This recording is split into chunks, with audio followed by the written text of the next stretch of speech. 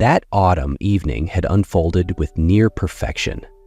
The chandeliers sparkled above the grand ballroom of the Ritz-Madison Hotel as Graham Callahan, the 42-year-old CEO of Callahan Harvest Group, stepped down from the stage to a roaring ovation. The charity gala had raised over $8 million for pediatric cancer research, a resounding triumph, with Graham hailed as the embodiment of both power and generosity. Tall, poised with salt and pepper hair and piercing blue eyes, Graham commanded attention wherever he went. His broad shoulders bore the weight of a billion-dollar empire with practiced ease. At his side walked Celeste, once a household name in fashion, dressed in a champagne-colored Versace gown, glowing like a spotlight amid the crowd. "You were brilliant tonight," Celeste whispered as they broke away from the swarm of admirers, her hand resting lightly on his arm, her southern-tinged voice low and sultry. Graham smiled, nodding slightly. Though his face was radiant, there was a silent emptiness behind his eyes. Their marriage, despite its polished exterior, had long since grown cold. On their way to the car, Graham paused to shake hands with major donors, exchanging nods and practiced smiles, the kind that kept the illusion of perfection intact. The midnight blue Aston Martin pulled up. He opened the door for Celeste, catching the familiar trace of her expensive French perfume. It stirred memories of late-night drives and dreams yet unfulfilled. As they drove uptown toward the Upper East Side, the first drops of rain began to fall. The rhythm on the windshield was soft, then steady, like distant whispers. Celeste was glued to her phone, brows furrowed for a moment, before smoothing out as she caught Graham glancing at her. "Serena's wondering if we'll be at the Hamptons fundraiser next weekend," she said smoothly without looking up. Graham didn't answer immediately. His thoughts drifted to Kyoto, a trip they once planned to take to see the cherry blossoms, always postponed by obligations. "I was thinking we should finally go," he said, eyes locked on the slick road. "Spring would be perfect." Celeste turned to study him, her expression unreadable.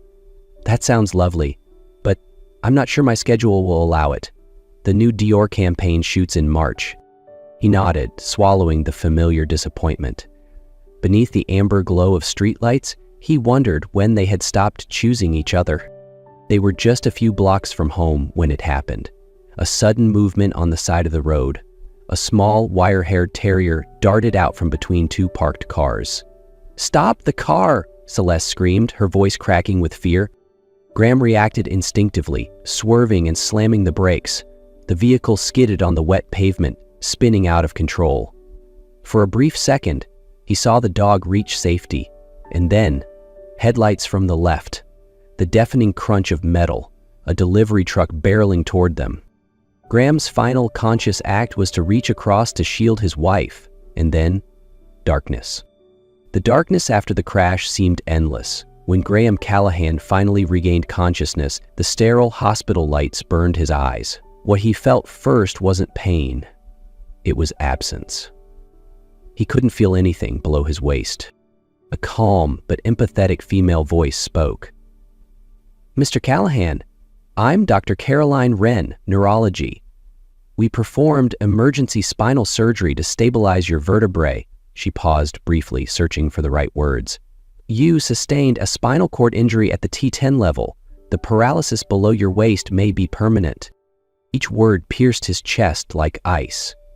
Permanent paralysis.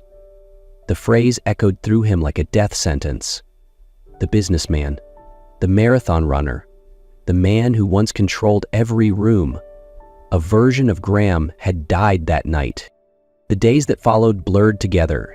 Painkillers, scans, and the pitiful eyes of strangers. But what hurt most wasn't his broken body. It was Celeste's gaze, distant, guarded, and increasingly rare. She visited, but always stood near the door. "I've spoken with the interior designer," she would say curtly. "They'll modify the apartment for wheelchair access." Her tone was clinical, detached, like she was overseeing a project, not comforting a husband. She looked out the window more than at him. No touch, no kiss goodbye. When Graham transferred to the rehabilitation center, the excuses multiplied. Photo shoots, charity events, board meetings. Her visits grew shorter, less frequent, and colder, as if he were a business obligation, not the man who once held her heart. After 2 weeks, he demanded to see her privately in the center's garden. Autumn leaves rustled beneath his wheelchair wheels as he waited. Celeste arrived, immaculate as ever, but there was hesitation in her stride.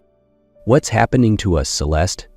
he asked plainly, eyes locked on hers. She hesitated. "Everything's changed. I'm trying to understand what our life looks like now. In sickness and in health, remember?" he reminded her, voice tight. A flicker of frustration crossed her face. "Don't make me the villain, Graham. I didn't choose this."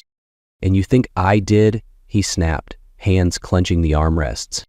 Celeste stood, paced, then turned back. Her eyes shimmered. "I'm not a nurse. I'm not a caretaker. I still want to live, to dance, to be free." He said nothing. She slipped off her wedding ring and placed it in his palm, the 3-carat diamond catching the sunlight like a cruel joke. "There's someone else, isn't there?" he asked, voice low. She didn't answer right away. Her silence said everything. "Derek Vaughn," she whispered. "It started about 6 months ago." It wasn't just betrayal.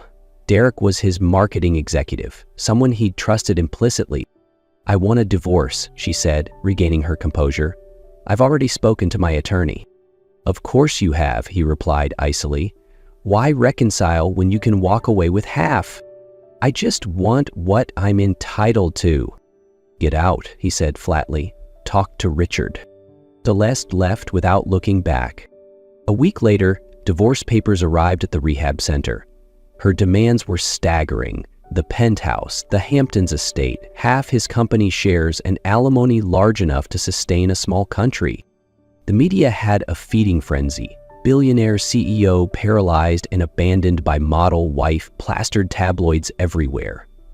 Paparazzi photographed Celeste and Derek laughing at cocktail parties, while Graham struggled to master basic tasks like dressing himself or transferring into a shower chair. Friends vanished, colleagues went silent, emails dwindled, then stopped. Only Richard Levin, loyal friend and tireless attorney, remained at his side, shielding the company and fighting the legal storm. Alone in the hospital room, Graham faced the truth.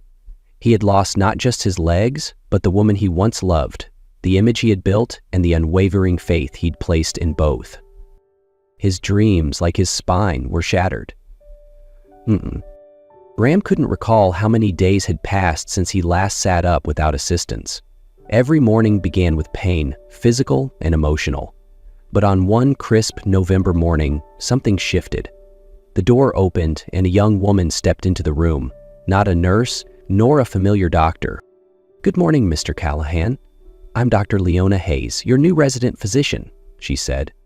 Her voice was soft, warm, touched with a subtle southern cadence that made even the sterile air feel gentler. She didn't stoop with pity. She didn't avert her eyes like so many others. Instead, she met his gaze directly, calm and unflinching, as though she saw him not as a broken man, but as a whole human being. "What's your current pain level on a scale of 1 to 10? She asked, already checking his vitals with quiet efficiency. 8, Graham replied, then added dryly, "but only in the parts I can still feel." Most doctors would force an awkward chuckle and quickly change the subject. Not Leona. "Humor as a coping mechanism is perfectly normal," she answered, her tone even. "But I need honesty to treat you effectively." Graham was surprised. That kind of answer, honest and respectful, was something he hadn't heard in weeks. Leona had smooth white skin and tightly coiled hair pulled neatly into a bun. She wore no makeup, just a simple pair of pearl earrings, yet her presence carried an effortless beauty. When she leaned over to check his chart, Graham noticed her hands didn't shake. Every movement was practiced, confident, like she'd done this 1,000 times before. "Your chart shows increased inflammation around the injury site," she noted. "I'd like to adjust your anti-inflammatory dosage and update your repositioning schedule to ease pressure." "Do whatever you want," Graham muttered. "It's not like it matters." Leona set her tablet down gently on the bedside table. Your physical state affects your pain, your sleep, your mood. All of that influences how well you recover. He turned to her, his gaze sharp with challenge. Recovered to what? So I can roll into board meetings while my wife spends my money with her lover? She didn't flinch, didn't show pity or anger. Her eyes held quiet strength. Recover to independence, to a life that may be different than what you planned, but can still be meaningful. Graham said nothing. Her words weren't revolutionary, but the way she said them, with conviction, without sugarcoating, made them land differently. It was as if she still saw value in him. If you're going to be part of this tragic chapter, he said, managing a faint smile, you might as well call me Graham. A flicker of a smile crossed her lips. Only if you call me Leona. Leona's presence quickly became the part of Graham's day he most looked forward to. Unlike the revolving door of doctors who recited orders like scripts, she took time, real time, to explain her medical decisions, to talk like a person, not a superior. Most importantly, she listened. One winter evening, Graham was struggling with a physical therapy drill, transferring himself from the wheelchair to his bed without assistance, when Leona stepped in. "May I help?" she asked, but didn't move toward him. She waited for his nod. "Almost there," he grunted, sweat dripping down his temple. "Your left arm's throwing off your balance," she observed, demonstrating with her own posture how he could adjust his positioning. On the next try, he succeeded. "Thank you," he said breathlessly. "You didn't have to do that. I'm sure you have more important patients." "I'm off duty," she replied with a gentle smile. "Been off for 20 minutes. I stayed because I see potential, and every patient deserves independence." Her quiet dedication reached into places Graham thought were hollow, left vacant by Celeste's betrayal. What he felt was no longer admiration. It was trust. It was something beginning to bloom. They started talking more than medicine. Graham told her about growing up in Vermont, about building Callahan Harvest Group from his father's struggling produce stand. He spoke of pre-dawn deliveries and landing his first national grocery contract. Leona shared memories of her childhood in Savannah. A tiny wooden house, a high school teacher for her mother, a postal worker for her father. The youngest of 5, she grew up surrounded by noise, warmth, and support, a world Graham had never known. He listened, quietly moved, as she spoke of her brother Marcus, paralyzed in a construction fall. "His recovery showed me what medicine can do," she said, "and what human resilience really means." Graham felt like he was finally seeing Leona, not the doctor, but the woman, with her own scars, her own fire, and an unshakable belief in others. Their conversations stretched late into the evenings. Sometimes they didn't speak at all, just sat in silence, and it was enough. One evening, Leona brought in shrimp and grits, her grandmother's recipe. Graham chuckled. "Trying to bribe me, doctor?" "Spiritual medicine," she said, half teasing, half sincere. That night, they laughed and shared family stories. A room once filled with machines and silence now rang with something new, life. Still, Leona kept her distance, professionally. She'd never stayed too late. When Graham asked if she'd drop by after her night shift, she only smiled gently. "You're still my patient, Graham, and I take ethical boundaries seriously." He nodded, though his heart dipped just slightly. But a week later, she entered his room with a folder of research papers and placed them on his table. "I've requested a transfer off your rotation. Starting next week, Dr. Patel will take over." After Leona stepped off Graham's rotation, the space between them shifted. No longer doctor and patient, but two people genuinely getting to know each other. Their conversations grew more personal. They no longer talked about pain management or prescription doses, but about what made their hearts race: grief, dreams, and unspoken truths. One evening, Leona walked into his room carrying 2 cups of hot cocoa. "I figured we deserved a break from all the heavy stuff," she smiled. They sat by the window, watching snow fall over the hospital garden in the quiet warmth of a bond that hadn't yet needed a label. "I didn't think I'd feel this way again," Graham said softly. "After everything." "Feel what?" she asked. Light. Like someone actually sees me. Not my legs, not what I used to own. Me. Leona didn't answer in words. She simply placed her hand gently over his. It was a light touch, but enough to send a tremor through him. They didn't rush. They didn't have to. Every shared glance, every silence pulled them closer. Not through physical closeness, but through understanding. But that fragile happiness was threatened only a month later. One afternoon, while Graham was working with his lawyer Richard Levin on restructuring company shares, an unmarked envelope arrived. Inside, a USB. Plugging it into his laptop, Graham's face went pale. It was video footage of him and Leona in his hospital room, clearly sharing a moment of intimacy. A single line was typed across the screen. You could lose your company, she could lose her license, end it, or lose everything. Celeste. Graham's hands clenched into fists. Only she would know the timing, the room, the motive. When Graham showed the footage to Leona, she stared at the screen in silence. Then, without tears but with unshakable resolve, she said, "If I'm your weakness, then I'll step away." "No." Graham shook his head. "You're not my weakness. You're the only reason I can get up in the morning." Even so, Leona submitted her resignation. She refused to let anyone use her ethics or her name as a weapon. "I watched the world turn its back on my brother once he became a chronic patient," she said. "I won't let that happen to you, not if I can prevent it." Graham didn't argue. He knew her well enough to recognize that her decision came from dignity, not fear.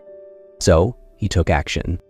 With Richard's help, he reviewed every security log, traced outdated access points, and began collecting admissible evidence. He knew this threat meant Celeste was desperate, and Graham had no intention of letting the past hold power over the present. His love for Leona wasn't some fragile hope anymore. It was something worth protecting, worth fighting for. Less than 2 weeks after Leona submitted her resignation, Graham received a call at 1 a.m. from an unfamiliar Georgia number.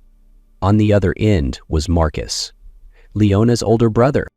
Leona's been in an accident. Her car flipped on the highway driving back from a friend's wedding. She's in the ER, still unconscious. Graham felt ice surge through his blood. He had lived through that kind of moment, that thin line between life and death. He knew the helplessness of waiting for news, for a breath, for hope. Without hesitation, he called Richard and booked the earliest flight to Georgia. He still relied on crutches and assistance, but the pain in his legs was nothing compared to the storm in his heart. Savannah General Hospital glowed faintly in the pre-dawn dark when he arrived. Marcus met him in the hallway, his eyes shadowed with worry. "She's in ICU, spinal surgery went well, no spinal cord damage, but she hasn't woken up yet." Graham entered the ICU room in silence. Leona lay pale and motionless, her chest rising rhythmically with the help of a breathing tube. Even in this state, there was something fiercely alive about her, as if time was all she needed before rising again.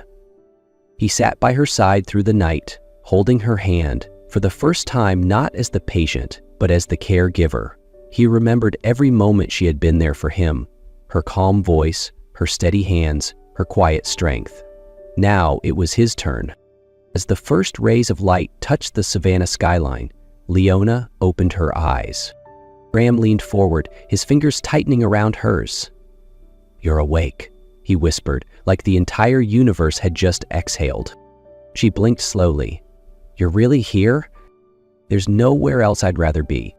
She smiled faintly, then winced from the pain. "My back." "No cord damage, just vertebral trauma. You'll need rest." She nodded gently. "Marcus called you?" "Needed, and I'm staying, until you're okay." A soft silence settled between them. Then Leona said quietly, "I'm sorry I left you, in the middle of everything." Graham shook his head. "You didn't leave me. You protected me the only way you knew how. Now it's my turn." He didn't just stay for a few days. He moved into Marcus's house, helped care for Leona, drove her to physical therapy as she began to heal. In the evenings, he made simple dinners, told her stories from the company. shared everything like two best friends rebuilding something precious. Leona, even through fatigue, always listened. Their roles had reversed. From the one being saved, Graham had become the one who carried. And with every quiet gesture, every silent act of devotion, he learned that love isn't always grand or poetic. Sometimes it is simply being the one who gives when the other can't carry it all alone.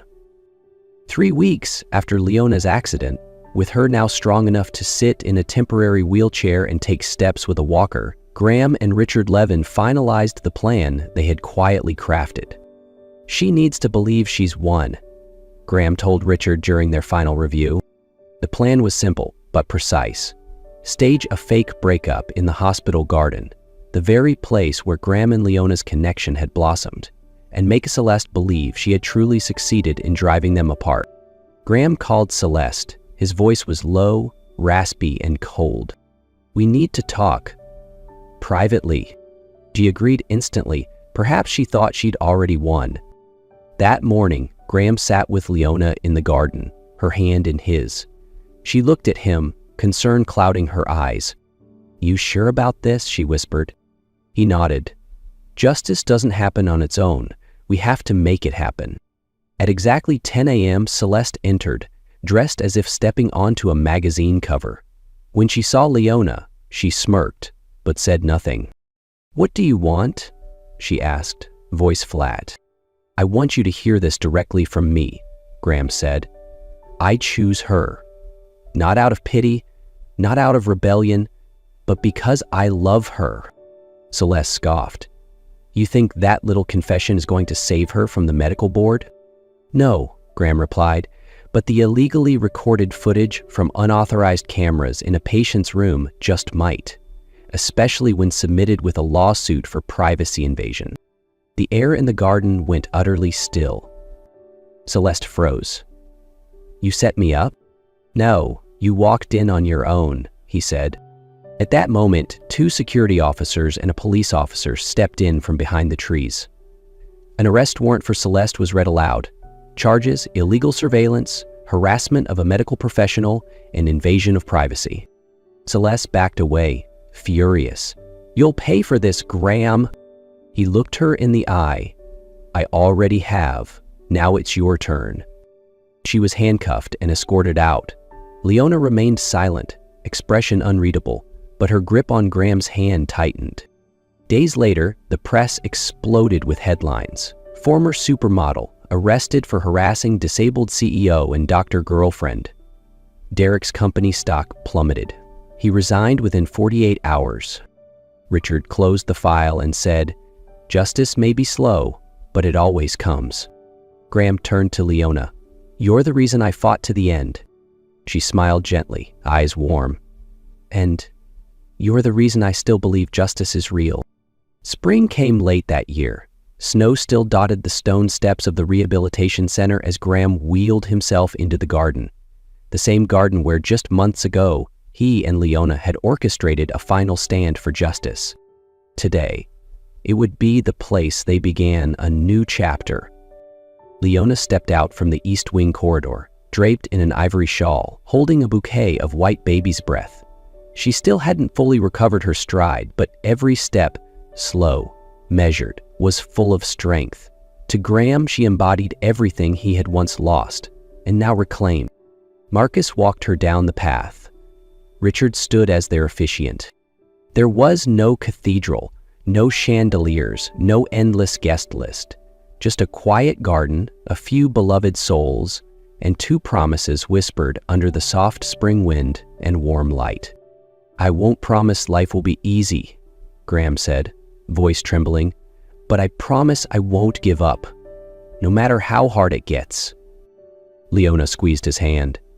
"And I won't promise I'll always be strong, but I promise to stand beside you, even on the days when we're both weak." When they exchanged rings, 2 simple silver bands, handcrafted by a local jeweler in Savannah, the garden held its breath. Then applause.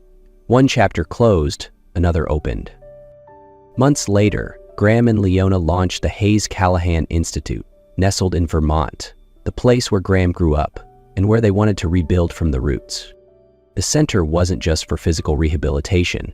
It welcomed those healing from invisible wounds, veterans, accident survivors, people who had battled depression. Leona led the medical team. Graham ran programs on life skills and career transitions. Marcus joined as a community coordinator and strength coach. Each week, they hosted open conversations with patients, not to lecture, but to listen. "We're not here to fix you," Leona often said. "We're here to remind you that you still matter, even when it feels like you've lost everything." Graham was no longer the cold executive from finance magazines. He was quieter now, deeper, warmer. A man who knew real strength wasn't about never falling, but about rising after the fall. One September evening, Leona leaned into Graham on the porch of their newly built cabin. She turned to him, eyes glowing with quiet joy. "I have something to tell you," she whispered. He turned, smiling. "I'm listening." "We're having a baby, actually. 2. For a moment, Graham went still. Then he laughed. Not the sharp, confident laugh of a CEO sealing $1 million deal, but the kind of laughter that comes with tears. The laughter of a man who once thought his life had ended, only to discover it was just beginning again. He pulled her hand into his, pressing his forehead to hers. "We're going to be okay," he whispered. And for the first time, after a long road of loss, Graham believed it. Truly believed it was true. That winter, Graham received news that made his heart stop. A new nerve signal had appeared below his spinal injury. "We can't promise anything," the doctor said, "but there's potential for partial mobility if you commit to intense rehab." Graham nodded, eyes lit with a fire long dormant. He began new training, tougher, longer, more demanding. Some days left his shirt soaked in sweat, others ended in collapse on the mat. But every time he got back up, or tried to, because he was no longer alone. Leona, now pregnant, sat beside him during every session, holding his hand, eyes never leaving his face. Then, one March morning, Graham did the unthinkable. He stood, not with help, not in memory, but truly on his own 2 feet.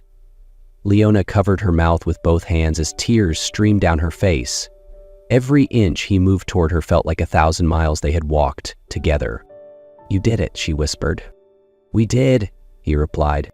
During Leona's pregnancy, Graham became a man even he hadn't known he could be. Careful, attentive, gentle. He read parenting books, took notes on her backaches and mood swings, learned how to make her favorite chicken soup, brewed herbal tea every evening, fluffed the pillows without her asking. "You're turning into my grandmother," Leona teased, glowing. "This grandma would move mountains to make you comfortable," he replied, kissing her forehead. Their little wooden cabin grew into a home. The nursery was painted a soft cream, adorned with plush giraffes and handwritten quotes about courage.